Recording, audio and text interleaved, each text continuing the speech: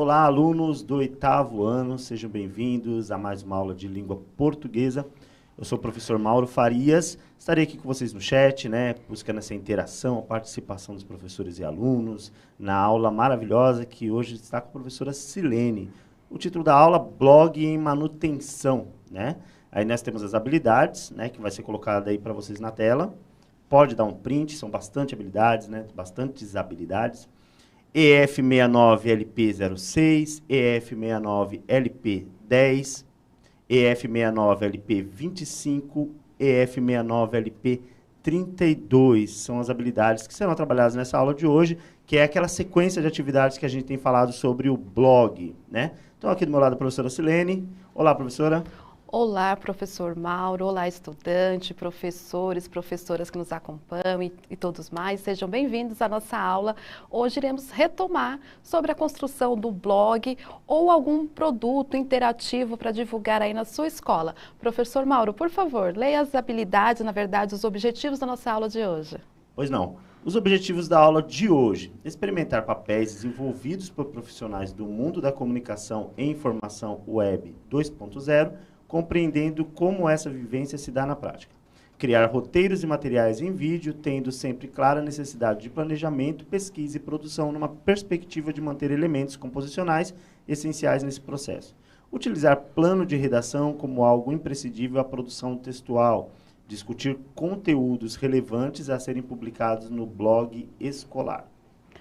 Exatamente, né, professor? Como já vimos, precisamos pensar no contexto de produção para esse blog ou esse painel interativo que vocês irão produzir na sua escola. Pode ser para ter a manutenção do site, como nós já mencionamos, precisamos pensar na parte tecnológica e na produção, divulgar essa produção até como um momento para estímulo, né, os alunos usarem as tecnologias, os que têm acesso, e também poder divulgar os trabalhos que vocês fazem aí com os professores, os textos jornalísticos, foram o que nós estamos vendo aí, o que nós estamos vendo nesse contexto. Aí já tem uma pergunta aí para interação. Vamos lá.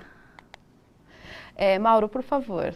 Vamos lá. No início, né, a sondagem que a gente faz com os alunos, temos aí, ó, chegamos a esta etapa em que precisamos ajustar mais algumas informações a respeito dos conteúdos que divulgaremos no nosso blog. Quais temas ou textos são imprescindíveis para colocarmos no blog? Quanto tempo, Pro? 1 minuto, porque eles estão bem e a gente está seguindo atentos. Vocês aqui no chat, aguardando as respostas. Vamos lá.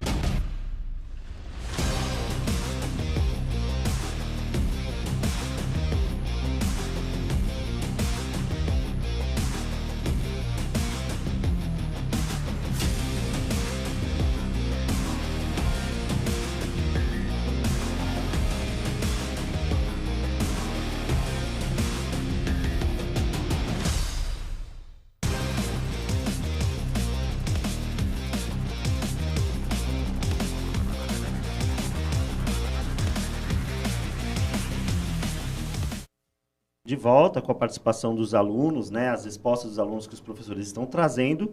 A aluna Isadora diz o seguinte: acho que dicas de como se organizar em casa. Se organizar, talvez, não só na organização pessoal, mas para estudar principalmente. A rotina escolar, né? O aluno Samuel da Pro Silvana diz o seguinte: sobre os casos de curados de Covid-19, talvez enfatizar aí pessoas que conseguem, né, escapar aí da doença. Textos, a Pro Jurema, né? Textos que sejam curiosos, que chamem atenção, ensinem de uma maneira divertida, que informe. A aluna Ana Clara da Pro Lilian diz o seguinte: texto informativo sobre saúde e segurança. Muito legal. Vamos ver aqui o aluno Jefferson diz a luta contra a desigualdade. A aluna Clévia Maria diz coisas boas que aconteceram na pandemia. Legal, dá uma atenuada nesse tema, né? Ótimo. Que acaba sendo meio pesado. Tem mais um aqui, Pro, só ler mais uns 3 aqui que os alunos estão participando muito. Que bom. Daiane, acho que dicas de como se organizar em casa. Maria Luísa, poder colocar artes O aluno Enzo, games, filmes e quadrinhos, tem diversas respostas aqui. Ótimo, eles pensaram e lembraram da parte do entretenimento, Sim. dessa parte de quadrinhos, um momento de lazer muito bom. Olha, gostei muito das respostas de vocês. Então, pensando sobre a manutenção desse blog ou do seu painel interativo, aí vamos algumas dicas e até conteúdos que nós já estamos trabalhando aí no decorrer desse bimestre. Vamos lá. Por exemplo, para ter o seu blog, eu vou ler para vocês aí que nós pensamos no seguinte. Em jornais ou revistas, nós encontramos diversos textos importantes e podemos utilizá-los como modelos para elaborar conteúdos para o nosso blog. Reportagem, uma charge, uma crônica, notícia, tirinha, infográficos. Os textos, eles podem ser da sua autoria ou retirados de outras fontes, mas não se esqueça de citar o veículo de comunicação e checar as informações. É importante fazer um roteiro, planejar sua pesquisa e a publicação. Além de revisar sua produção escrita, assim sua mensagem chegará de maneira coesa, coerente, objetiva e atrativa. Então, professor Mauro, nós colocamos aí que realmente volta aquela questão do fake news, de você pesquisar, buscar informações, saber qual fonte que citou, comentar. Isso é muito importante. Em outro momento vamos falar novamente sobre isso, porque se você está fazendo um produto cultural, que é o objetivo aqui do nosso painel e do nosso blog, temos que pensar sempre em citar as fontes, ok? Isso é muito importante. Agora, para a segunda etapa, vou voltar e vamos continuar aqui a questão. Mais uma leitura aí na tela. Vou pedir para o professor Mauro ler a segunda parte. Vamos lá. Devemos nos atentar com muito cuidado à veracidade de todo e qualquer conteúdo das informações veiculadas nas redes sociais. As fake news postadas em formato de áudio e vídeo são muito comuns. Estas são até mesmo bem produzidas, numa tentativa de legitimar seu conteúdo. Por isso é preciso sempre consultar se o conteúdo procede e se está sendo veiculado pelos principais meios de comunicação.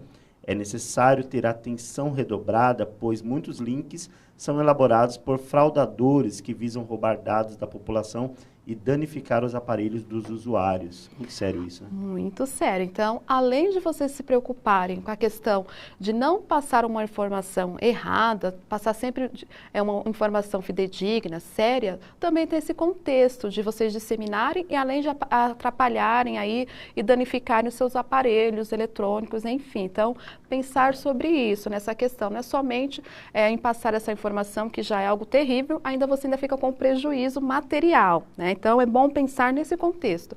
E lembrando, se nossa produção aqui é que tenha mais leitores, que as pessoas visitem o nosso blog, que tenham mais contato leitores, o que fazer? Tem uma pergunta aí bem instigante, professor. Eu quero aí que você leia, por favor, e eles vão comentar. 1 minuto. Vamos lá. Então vamos, no chat, participem respondendo. O que fazer para conquistar mais leitores para o blog, ou o seu blog, o nosso blog? O que devemos fazer para conquistar mais leitores? 1 minutinho? 1 minuto. 1 minutinho e a gente já volta.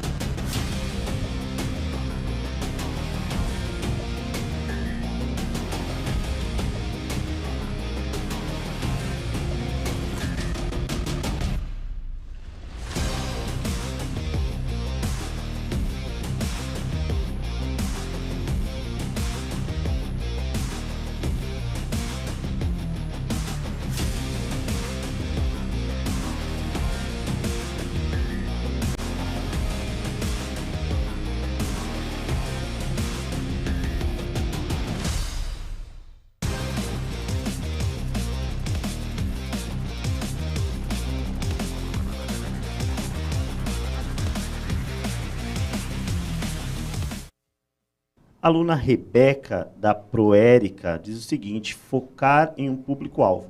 Então, eu acho que ele está querendo dizer o seguinte: prestar atenção no texto que está fazendo, saber para quem está fazendo esse texto, né? Quem é o público que está lendo, né? Para poder garantir que toda a qualidade do texto está focada nesse tipo de leitor. O aluno Bruno Brito diz: compartilhar divulgar nas redes sociais, né? Talvez seja isso que ele quer dizer. A aluna Rafaela diz título chamativo, legal. A aluna Ana Beatriz, divulgação, então divulgar bastante, né? A aluna Laura, postar conteúdo interativo para o público-alvo. A aluna Giovana, divulgar. Ludmila, postar várias coisas, mas não só de um tipo. Postar muito, né? Postar acaba ajudando muito. A aluna Júlia, divulgar o blog para as pessoas. Então tá isso, né? Divulgar, postar com qualidade, pensar atenção no público-alvo. Talvez seja essas características, né, Pro? Exatamente. Então, falamos bastante nessa questão de pensarmos no público-alvo, divulgar um conteúdo com qualidade. Tanto que a próxima parte já tem uma interação e é bem isso mesmo que nós vamos falar. Vamos lá. Próxima etapa, por favor, professor Mauro. Vamos lá. Além de conteúdos bem elaborados, redigidos com foco no público-alvo, checagem das informações, organização de tempo e pessoas para administrar o blog e preocupação com a ética, precisamos pensar na acessibilidade dos internautas. Por exemplo, pessoas com deficiência, PCD, geralmente têm maior dificuldade de acesso a conteúdos específicos. Quais são os possíveis problemas de acessibilidade do nosso blog? Então, verificar quais são os problemas que precisam ser ajustados aí para a acessibilidade de todos ao conteúdo do blog. Antes de colocar aí para vocês responderem, eu vou pensar o seguinte, nós estamos pensando na publicação de conteúdo para um blog, mas aí na sua escola, se você publicar um conteúdo, a maneira que será publicado, todos terão acesso na sua sala ou na sua escola ou em outro contexto. Você tem um amigo que tem a questão da acessibilidade, não somente, vamos pensar aí como vocês são jovens, a grande maioria gosta de mexer com a internet, sabem postar mais vídeos, conseguem pensar mais nessa interação. Qual público talvez não seria atingido ou como poderíamos atingir um maior público? Então, a pergunta para vocês aí, quais seriam ou quais são os possíveis problemas de acessibilidade do nosso blog? 2 minutos, porque eu quero que vocês pensem bastante sobre essa questão. 2 minutos.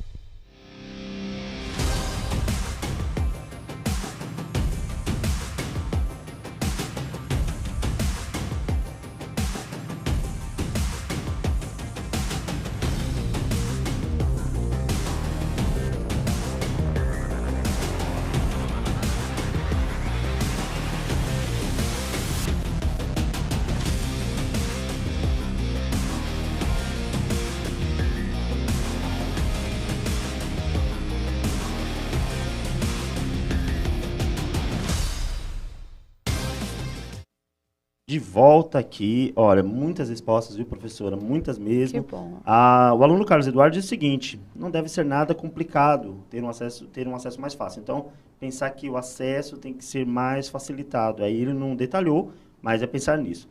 Muitas respostas falando sobre a questão da internet, de não ter acesso à internet, pessoal da área rural, que aí é uma questão que já é mais complexa, porque se você não tem acesso à internet, aí com certeza não vai ter acesso ao blog. Mas era para ser um pouco mais minucioso na questão do blog, do acesso ao blog, né? Aí teve gente que colocou aqui, o aluno Francisco colocou uma que eu vou traduzir, tá? Eu não vou colocar do jeito que ele escreveu, mas é assim, ele fala sobre a questão de Libras, né? Então, ter a tradução de Libras, né? A tradução que ele fala assim, fazer sinal com a mão, né? Que seria Libras. Então, para as pessoas que precisam, né, que tem alguma necessidade especial e precisa desse acesso com a linguagem de Libras. Mas muito boa participação. Deixa eu ver se mais algum aqui. O Henrique diz, não ser nada complicado, ter um acesso fácil, mas eu acho que essa questão de Libras, né, de ter um acesso para pessoas com necessidades especiais, já é um fator que é preocupante e é preciso se atentar a isso, né, Pro? Exatamente. Como nós trabalhamos bastante a questão de criar vídeos, né, podcasts, videocasts, também é uma oportunidade de pensarmos na acessibilidade. Agora nós teremos um vídeo que vai falar um pouco sobre essa questão. Na produção do nosso blog, podemos, e até mesmo nas redes sociais, para facilitar, divulgar de uma maneira que possa atingir mais pessoas, um novo público. Então, estarem lá na tela, vocês irão ver agora a fala do professor Juan Teixeira, né? O Juan Teixeira é especialista em comunicação e interpretação de Libras. Ele vai falar sobre a importância de Libras. Vamos assistir ao vídeo e, na sequência, nós iremos falar sobre isso, como é importante também no site da escola, ou mesmo no seu blog, até mesmo nas suas redes sociais, pensarmos agora nessa questão da acessibilidade também. Por favor. Olá, alunos, professores da rede estadual. Meu nome é Juan, sou professor de língua portuguesa aqui na PEI Dr. Benedito de Lima Tucunduva, no município de Carapicuíba. Também sou pós-graduado na área de comunicação, tradução e interpretação de Libras, a língua brasileira de sinais. E hoje eu venho trazer uma reflexão importante sobre o aprendizado de Libras na escola, na educação e nas nossas vidas. Percebe que essa fala, nesse exato momento, está sendo traduzida para Libras. Não apenas essa fala, mas todas as aulas aqui transmitidas no CMSP têm a tradução dos nossos intérpretes. Sabe por que isso ocorre? Nós temos a presença dos nossos queridos alunos surdos dentro da rede estadual de educação. E essa interpretação e interlocução, ela serve como acessibilidade para garantir que os nossos alunos surdos tenham equidade, tenham seus direitos garantidos no aprendizado e o acesso na educação básica. Isso é muito importante, pois garante que todos tenham acesso à educação. Já teve a oportunidade de ter e fazer um trabalho com o aluno surdo aí na sua unidade escolar? Já presenciou o intérprete aí dentro da sua escola e o trabalho que ele executa com os surdos? Saber Libras é uma troca de conhecimento e cultura, pois os alunos surdos e os surdos, eles estão inseridos dentro de uma comunidade. Essa comunidade surda, ela tem uma identidade própria e nós temos bastante para aprender com eles. A Libras, ela foi sancionada como lei aqui no nosso país em 24 de abril de 2002, sobre o Decreto 10.436, que reconhece a Libras como forma de comunicação oficial aqui dentro do território nacional. Então, nós conseguimos perceber a grande importância e relevância que a Libras ela tem dentro da sociedade hoje, não apenas aqui no Brasil, mas no mundo inteiro. Nós precisamos pensar e refletir sobre a acessibilidade das pessoas que são surdas. E também precisamos entender o quão rico é a cultura surda e o quão nós podemos contribuir para a troca de informações da cultura ouvinte e da cultura surda. Isso é possível com o aprendizado da língua brasileira de sinais, que nós chamamos aqui no Brasil de Libras.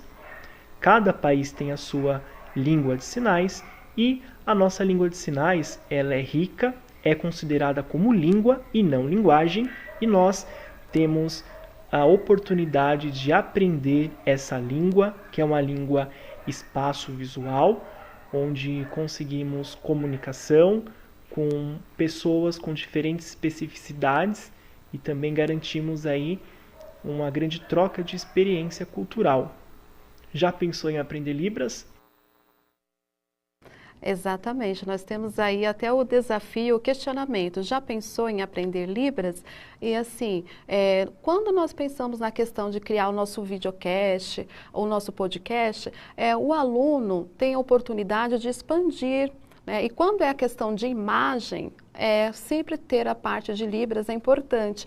Alguns comentários surgiram, e eu queria realmente que esses comentários surgissem aqui, como a questão das pessoas com baixa visão ou pessoas cegas também. Como pensar em conteúdos que possa atingir também essas pessoas, né? Esses nossos alunos, enfim, a comunidade. Então, seria até interessante pensarmos em programas, alguns computadores, aparelhos eletrônicos já vêm com programas de acessibilidade, que já aumenta o texto, tem facilidade, já tem o comando de voz. Então, pensarmos também nisso. Vocês aí que são das tecnologias, como eu comento com os alunos, vocês que são muito bons nisso, pensar também nesse contexto. Olha, será que dá para criar um software, um aparelho, um equipamento mais adequado a isso? Também, fica aí também como uma dica, uma sugestão para pensarmos nesse contexto. Então, assim, na sua escola, tem alunos surdos? Você já presenciou, então, a questão dos surdos na sua escola? Então, pensando nesse outro contexto, nós poderíamos pensar em vários tipos de acessibilidades em outro contexto, pessoas que têm dificuldade de interpretação, também como funcionaria o nosso texto, mas no momento a discussão seria muito ampla e não tem como a gente ir por esse caminho. Mas eu quero pensar nesse momento na questão da Libras, né, como a nossa segunda língua, como uma língua brasileira. Você pensou, então, dá para fazer? Seria viável aprender Libras na sua escola? Ou alguém, você já viu esse contexto? Aí tem uma pergunta para vocês aí na tela. Vamos lá. Você acha que assuntos com a temática da inclusão, parecidos com o que o professor Juan Teixeira explanou no vídeo, são importantes para discutirmos e criarmos reportagens? Essa é a pergunta. Essa é a pergunta. Então, eu vou deixar 2 minutos para vocês falarem aí se vocês acham que essa temática, outras temáticas são importantes, não só como colocarmos no blog ou no painel de divulgação, no site da sua escola, ou mesmo discutirmos no dia a dia, na sala de aula, enfim, nesse contexto. Então, 2 minutos e eu quero saber a opinião de vocês.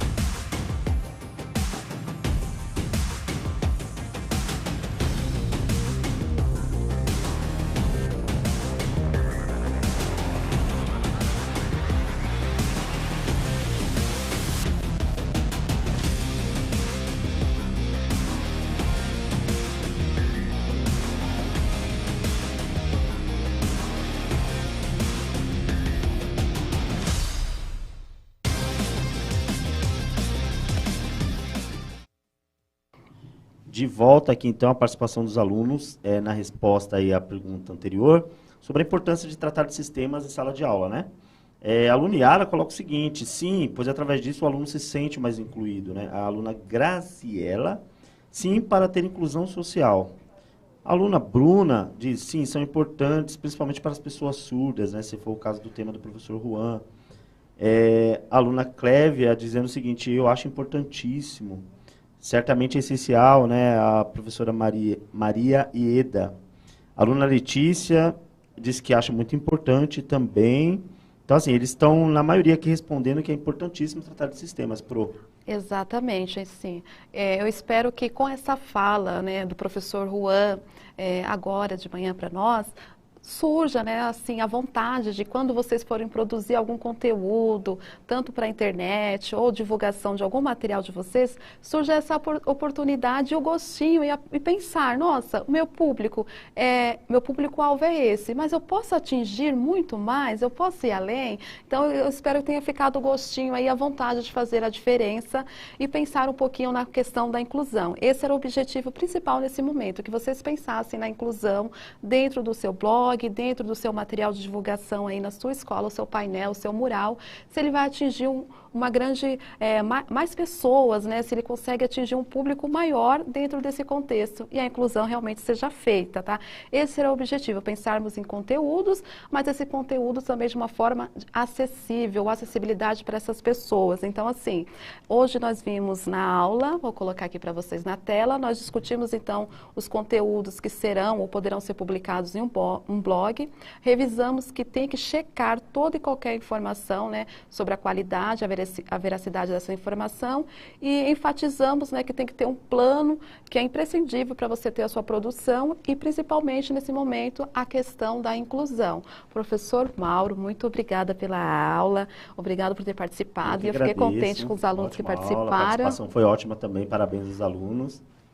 Gente, então, muito obrigada. Até a próxima. Não se esqueçam de avaliar nossa aula e depois estaremos aqui continuando sobre esses assuntos. Até mais. Até. Tchau.